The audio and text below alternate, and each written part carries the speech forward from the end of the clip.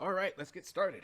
So here is our main page that goes over the definition of like LFI attacks as well as RFI attacks here. The first thing that we want to do is check this one, since this will be our first article, and go over this page. Don't really have to go over all of it. You can if you want, but this is essentially going to be going over. This is the long version of what we're going to be doing here. So this article page has a parameter, and the parameter is name.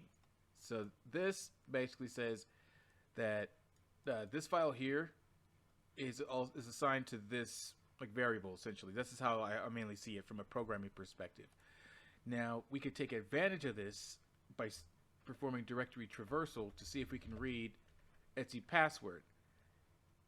This works one out of two ways. Either we can do it with only one and then list like Etsy password, which the majority of the time it doesn't work. But for some web labs it will work that way. However, for us, I will show what happens if we go up by the typical 4. So I got password once I can figure how to type and talk simultaneously. Okay, yeah, that's still complicated. All right, so let's first try to explain like what LFI is. I want to reach a directory or reach a file and follow the directory in order for me to get there. So for our first example is Etsy password. So if we just replace the LFI attack text with Etsy password and hit enter, we get an error here.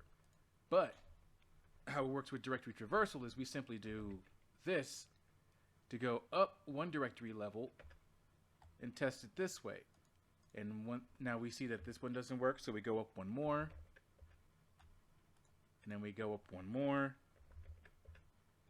3, and then we go up, oops, there's a dot there.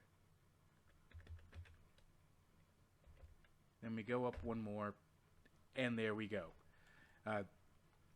We're now able to read the Etsy password file, and that's why I typically always go 4 at a default. So, because 9 times out of 10, that's going to be the amount there. So here we can see, like, the Etsy password just is displayed. Now, whenever I get these, the quickest and most simplest way to find what we want quick and fast is to simply go Control F to go over to find here at the bottom. Simply type in home and see where it leads. It leads us to. It's going to be towards the bottom. So here, there's only 2 matches, and this is the only one that populates here that actually does have a home directory, which is Falcon Feast. So let's keep going. Let's see if we can find Falcon Feast someplace else. Go ahead and copy that. Paste that. Excuse me. See where all we see it. So we see it here, and then we see it here. And it looks like that this might be a password combination. So let's take a copy of this.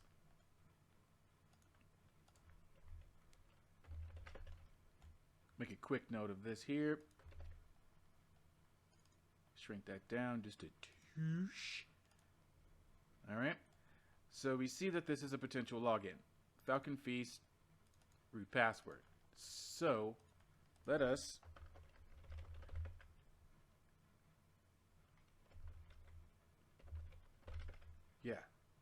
let us not type too fast and bring up a terminal window and attempt to SSH with these potential credentials here. So gonna go SSH, the username, the IP address, which is this. It's probably gonna put HTTP, which you just did. Flippin' L. There we go. Gonna hit enter. Yes. And enter in our root password of root password.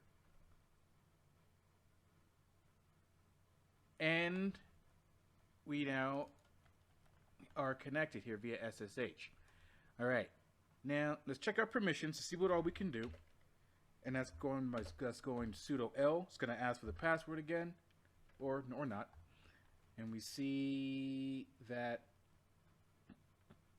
our current user, Falcon Feast, can run this binary as a root user.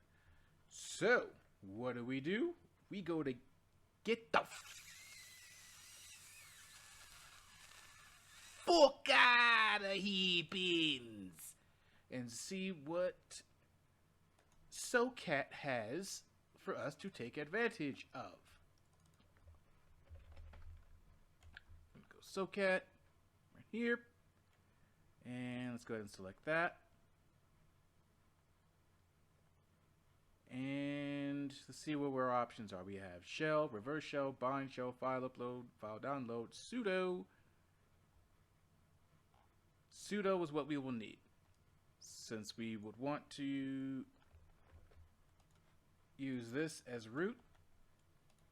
This particular one says that if the binary is allowed, which it is, we'll be able to run as a super user by sudo.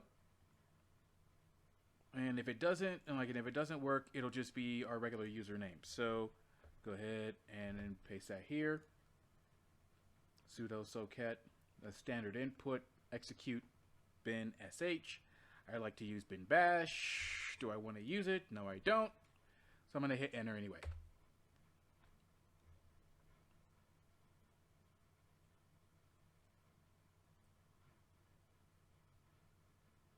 And sometimes this does not give us a prompt, or we might have to wait. And as a sanity check, whenever we're in situations like this and we don't think that we might be able to type anything in, always have our handy dandy TTY escape right in the booty pocket as a just in case, so we can get an actual terminal. So let's see.